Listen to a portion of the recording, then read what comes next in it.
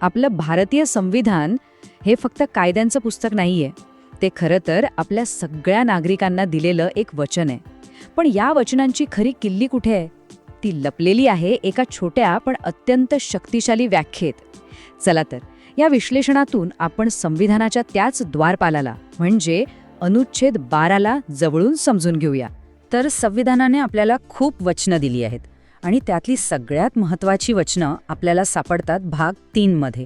असं म्हणतात की हा भाग आपल्या लोकशाहीचा आत्मा आहे. आणि ह्या भागात आपल्याला काय मिळतं? तर ते आहेत आपले मूलभूत हक्क म्हणजे फंडामेंटल राईट्स. हे हक्क म्हणजे काही नुसत्या चांगल्या कल्पना नाहीत, तर ते प्रत्येक नागरिकाला मिळालेले कायदेशीर अधिकार आहेत.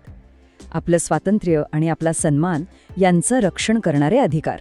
पण इथे खूप महत्त्वाचा प्रश्न तयार होतो. आपल्याला मूलभूत हक्क मिळाले हे तर खूपच छान, पण हे हक्क नेमके कोणाविरुद्ध आहेत? म्हणजे या हक्कांचं पालन करायची जबाबदारी नक्की कोणाची आहे? जरा विचार करूया. हे हक्क आपलं संरक्षण कोणापासून करतात? एखाद्या व्यक्तीपासून, खाजगी कंपनीपासून, की मग आणखी कोणापासून? या प्रश्नाच्या उत्तरातच या संपूर्ण विश्लेषणाचं सार दडलेलं आहे. आणि त्या प्रश्नाचं अगदी अचूक उत्तर आपल्याला मिळतं अनुच्छेद 12 मध्ये. हा अनुच्छेद राज्य म्हणजे काय याची व्याख्या सांगतो. आणि खरं सांगायचं तर ही एकच व्याख्या आपल्या सगळ्या मूलभूत हक्कांना खरा अर्थ आणि ताकद देते. बरं, आता ही व्याख्या बघा. ही थेट संविधानातून घेतलेली आहे. थोडीशी किचकट वाटते नाही का? पण अजिबात काळजी करू नका. चला आपण याचे भाग पाडून एकदम सोप्या भाषेत समजून घेऊया. तर अनुच्छेद 12 काय म्हणतो? तो म्हणतो राज्य म्हणजे ह्या 4 गोष्टी. पहिलं, केंद्रातलं सरकार आणि आपली संसद. दुसरं, प्रत्येक राज्यातलं सरकार आणि तिथलं विधानमंडळ. तिसरं, सगळी स्थानिक प्राधिकरणं म्हणजे आपली महानगरपालिका, नगरपालिका किंवा अगदी ग्रामपंचायत सुद्धा. आणि चौथं, भारत सरकारच्या नियंत्रणाखाली असलेली इतर प्राधिकरणं. आता इथे खरी गंमत आहे. म्हणजे समजा एखादी सरकारी बँक आहे किंवा वीज मंडळ, ते सुद्धा राज्य ह्याच व्याख्येत मोडतं. विचार करा किती व्यापक आहे ही व्याख्या. तर मुद्दा हा आहे की ह्या एका व्याख्येत प्रचंड शक्ती दडलेली आहे. हे फक्त काही शब्द नाहीत, तर आपल्या हक्कांसाठी एक भक्कम ढाल आहे. ती कशी तेच पाहूया. अनुच्छेद 12 मध्ये दिलेली राज्य या शब्दाची ही जी व्यापक व्याख्या आहे ना, ती भाग 3 मधल्या प्रत्येक मूलभूत हक्काला लागू होते. याचा अर्थ काय?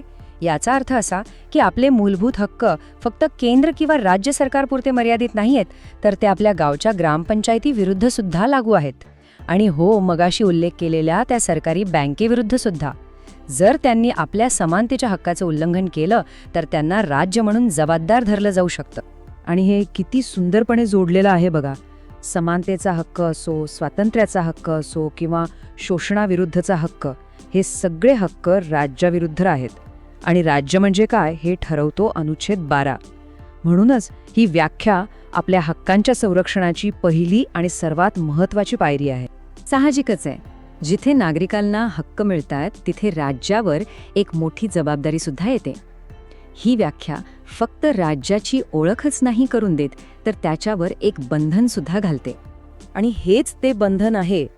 अनुच्छेद 13 अगदी स्पष्टपणे सांगतो की राज्य म्हणजे अनुच्छेद 12ने सांगितलेली कोणतीही संस्था असा कोणताही कायदा करू शकत नाही ज्यामुळे नागरिकांचे मूलभूत हक्क कमी होतील किंवा हिसकावून घेतले जातील. म्हणजे अनुच्छेद 12 आणि 13 मिळून नागरिकांसाठी एक अभेद्य सुरक्षा कवच तयार करतात.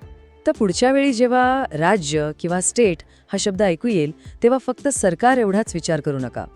विचार करा त्या एका व्याख्येचा जी आपल्या संविधानाचा पाळा आहे आणि प्रत्येक नागरिकाला एक प्रचंड सामर्थ्य देते. या व्याख्येचे आणखी अनेक पैलू आहेत, पण आजसाठी हा विचार नक्कीच महत्त्वाचा आहे की एका शब्दाची व्याख्या किती शक्ती देऊ शकते, नाही का?